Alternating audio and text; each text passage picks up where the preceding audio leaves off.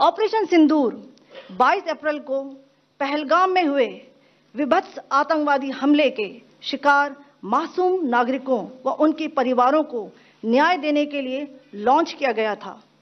इस कार्रवाई में 9 टेररिस्ट कैंप्स को टारगेट किया गया और पूरी तरह से इसे बर्बाद किया गया। पाकिस्तान में पिछले 3 दशकों से टेरर इंफ्रास्ट्रक्चर का निर्माण हो रहा है। इसमें recruitment, indoctrination centres, training areas व लॉन्च पैड शामिल थे, जो पाकिस्तान और पाक अधिकृत जम्मू कश्मीर POJK दोनों में फैले हैं। Operation Sindoor was launched by Indian Armed Forces to deliver justice to the victims of Pahalgam terror attack and their families. 9 terrorist camps were targeted and successfully destroyed. Over the last 3 decades, Pakistan has systematically built terror infrastructure. It is a complex web of recruitment and indoctrination centers, training areas for initial and refresher courses, and launch pads for handlers. These camps are located both in Pakistan as well as Pakistan-occupied Jammu and Kashmir areas. Some of the well-known training camps are located, as you can see on the screen. They are distributed from Savai Nala in the north, counting to approximately 21, ending at Bhagalpur to the south. इन लक्ष्यों का चयन विश्वसनीय intelligence सूचनाओं के आधार पर हुआ ताकि आतंक गतिविधियों की रीढ़ तोड़ी जा सके और यह खास ध्यान दिया गया कि निर्दोष नागरिकों और सिविलियन इंस्टॉलेशन को नुकसान न पहुंचे। The selection of these targets for Operation Sindoor was based on credible intelligence inputs and role of these facilities in perpetrating the terror activities. The locations were so selected to avoid damage to civilian infrastructures and loss of any civilian lives. This was done with due diligence, and the camps selected for targeting and their engagement will now be shown to you one by one. POJK के target मैं आपको बताना चाहूंगी। सबसे पहले सवाई नाला camp Muzaffarabad, जो कि POJK के लाइन ऑफ कंट्रोल से 30 किलोमीटर दूर है। यह एक लश्कर-ए-तौयबा का ट्रेनिंग सेंटर था। 20 अक्टूबर 2024 सोनमर्ग, 24 अक्टूबर 24 गुलमर्ग, 22 अप्रैल 2025 पहलगाम, इन हमलों के आतंकियों ने यहीं से प्रशिक्षण लिया था। सैयदना बिलाल कैंप मुजफ्फराबाद, यह एक जैश-ए-मोहम्मद का स्टेजिंग एरिया है। यह हथियार, विस्फोटक और जंगल सर्वाइवल ट्रेनिंग का केंद्र भी था। गुलपुर कैंप कोटली, यह LOC से 30 किलोमीटर दूर था। लश्कर-ए-तौयबा का बेस था, जो रजौरी, पुंछ में सक्रिय था। 20 अप्रैल 2023 को पुंछ में और 9 जून 2024 को तीर्थ यात्रियों के बस हमले में यहीं से आतंकी को ट्रेन किया गया था।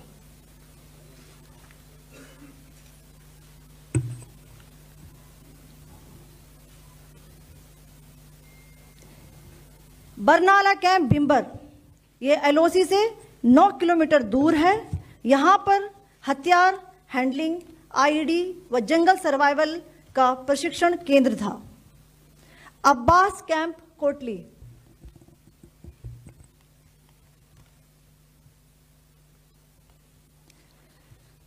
यह LOC से 13 किलोमीटर दूर है। लश्कर-ए-तौयबा का फिदाइन यहां तैयार होता था। इसकी कैपेसिटी 15 टेररिस्ट को ट्रेन करने की थी।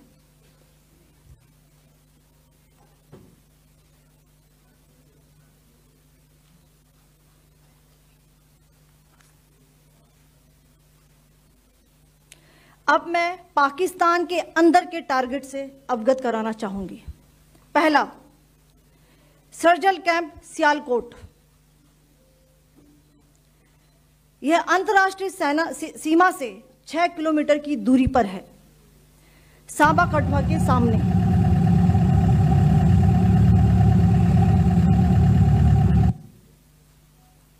मार्च 2025 में जम्मू एंड कश्मीर पुलिस के 4 जवानों की जो हत्या की गई थी, उन आतंकवादियों को इसी जगह पर ट्रेन किया गया था। दूसरा, महमूना जाया कैंप सियालकोट, यह 18 से 12 किलोमीटर आईबी से दूर था। हिजबुल मुजाहिदीन का बहुत बड़ा कैंप था। ये कठुआ जम्मू क्षेत्र में आतंक फैलाने का नियंत्रण केंद्र था। पठानकोट एयरफोर्स बेस पर किया गया हमला भी इसी कैंप से प्लान और डायरेक्ट किया गया था। मरकज ताइबा मुरीद के, यह आईबी से 18 से 25 किलोमीटर दूरी पर है। 2008 के मुंबई हमले के आतंकी भी यहीं से प्रशिक्षित हुए थे। अजमल कसब व डेविड हेडली भी यहां ट्रेन हुए थे।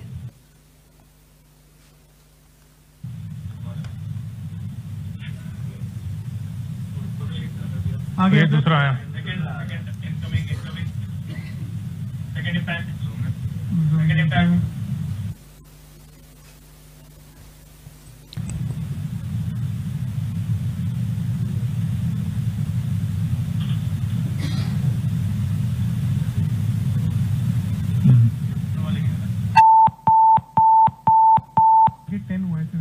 टारगेट 10 हुआ, एंक्लोजर सेम ही है।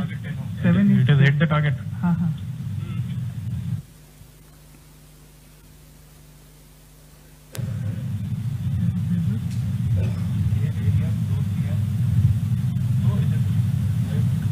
पीछे आ गया सर, इम्पैक्ट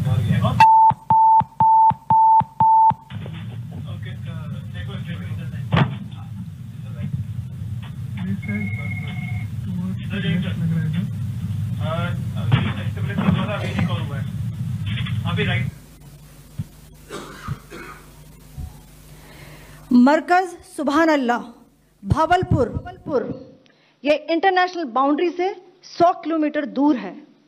जैश ए मोहम्मद का मुख्यालय था। यहाँ पर रिक्रूटमेंट, ट्रेनिंग व इंडॉक्ट्रिनेशन का केंद्र भी था। शीर्ष आतंकी अक्सर यहाँ आते थे। मैं आप सबको बताना चाहती हूँ कि किसी भी सैन्य ठिकाने का निशाना नहीं बनाया गया और अभी तक किसी तरह की नागरिक क्षति की रिपोर्ट नहीं है। धन्यवाद। जय Hind. The strike on the terror camps were undertaken through precision capability, as shown to you. A niche technology weapons with careful selection of warheads was ensured so that there will be no collateral damage. The point of impact in each of the target was a specific building or a group of buildings. All the targets were neutralized with clinical efficiency, and the results reiterate the professionalism of the Indian Armed Forces in the planning and execution of their operations. No military establishments were targeted. India has demonstrated considerable restraint in its response. However, it must be said that the Indian Armed Forces are fully prepared to respond to Pakistani misadventures, if any, that will escalate this situation. Jai Hind, and thank you very much. Ladies and gentlemen, friends in the media, I ask your indulgence today in view of the fact that this is still an evolving situation. We will therefore not be able